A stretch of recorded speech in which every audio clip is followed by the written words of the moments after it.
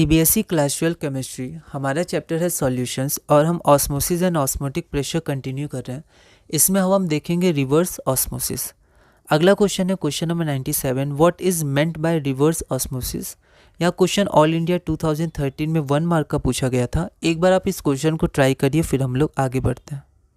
तो if a pressure higher than the osmotic pressure is applied in the solution, the solvent will move from the solution into the pure solvent through the semi-permeable membrane.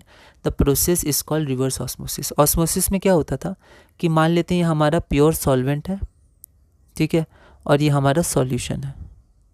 तो semi permeable membrane के through जो solvent molecules है left to right इस direction में जाते थे। हमने left में सॉल्वेंट माना, राइट में सॉल्यूशन, ठीक है। लेकिन अगर हम लोग यहाँ पर प्रेशर अप्लाई करें, इस प्रेशर को यहाँ इंक्रीज़ करें, ठीक है, तो क्या होगा, जो यहाँ पर वाटर मॉलिक्यूल से वापस चले जाएंगे राइट टू लेफ़्ट सॉल्वेंट की तरफ। तो ये जो एक्स्ट्रा प्रेशर होता है ऑस्मोटिक प्रेशर जो होता है उससे ज़्यादा होता है, तो रिवर्स ऑस्मोसिस शुरू हो जाता है।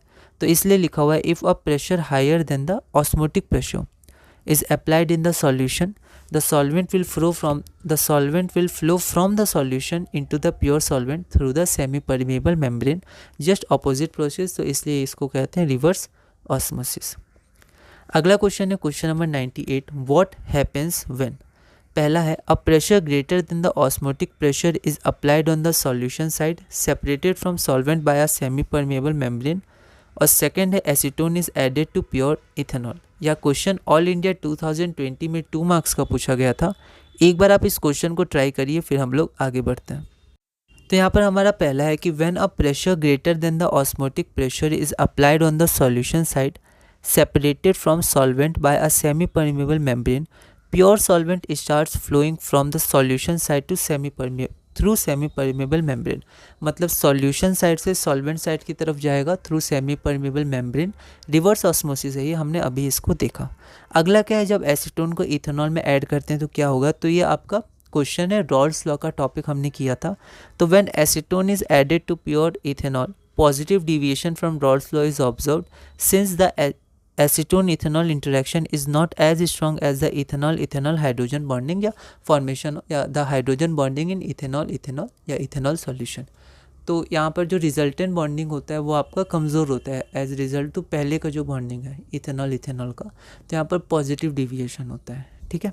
ऐसे क्वेश्चन हमने किए हैं। तो अगला टॉपिक है हमारा went half factor and colligative property. बहुत इंपॉर्टेंट ये है और ये हमारा आखिरी टॉपिक होगा। इस टॉपिक के बाद हम मिसलेनियस क्वेश्चंस देखेंगे, वो बीच बीच में करते रहेंगे। तो इस चैप्टर का ये आखिरी टॉपिक है। पहले हम लोग थोड़ा थ्योरी देखेंगे इसमें, ठीक है, और उसके बाद कुछ फार्मूलाज है तो उसको देखेंगे। और फिर इसमें हमारा पहला क्वेश्चन और ऐसे हमारा क्वेश्चन 99 रहेगा, define the following terms abnormal molar mass और दूसरा वेंट हॉफ फैक्टर। यह क्वेश्चन दिल्ली 2017 में 2 मार्क्स का पूछा गया था। एक बार आप इस क्वेश्चन को ट्राई करिएगा, अगली वीडियो में हम इसे सॉल्व करेंगे।